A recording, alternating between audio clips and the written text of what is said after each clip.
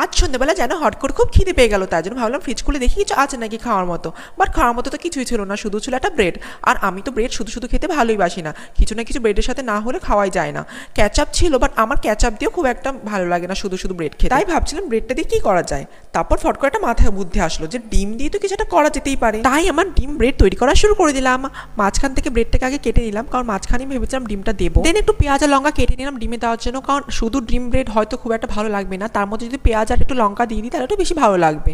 আর আমার একটু পেঁয়াজটা সব কিছুতে ভালো লাগে। তোমাদেরও কার কার আমার মতো পেঁয়াজ খেতে ভালো লাগে আমাকে কমেন্টে অবশ্যই জানিও। লঙ্কা আমি খুব একটা বেশি দেবো না, কারণ এই লঙ্কা প্রচন্ড ঝাল, তাই জন্য আর্ধেকটা লঙ্কা দেবো আর আর্ধেকটা রেখেই দেবো। দেন ডিমটা ফাটিয়ে ডিমটা আলাদা করে নেবো। আর জানো তো গাইস, আমি ছোটবেলা থেকে ডিম ফাটাতে খুবই ভয় পেতাম, যেন মনে হতো ডিম ফাটালে ডিমটা বাইরে বেরিয়ে আসবে, তাই কোনোদিন ডিমটা ফাটাতেই পারতাম না, খুব ভয় লাগতো। তোমাদের কার কার সাথে এই সেম জিনিসটা ছিল আমাকে কমেন্টে কিন্তু অবশ্যই জানি। সত্যি কথা বলতে ডিমটা যেন খুব একটা হেল্পফুল খাবার, মানে যে কোনো বোরিং খাবারকে যেন সুস্বাদু করে, মানে আমার জন্য তো খুবই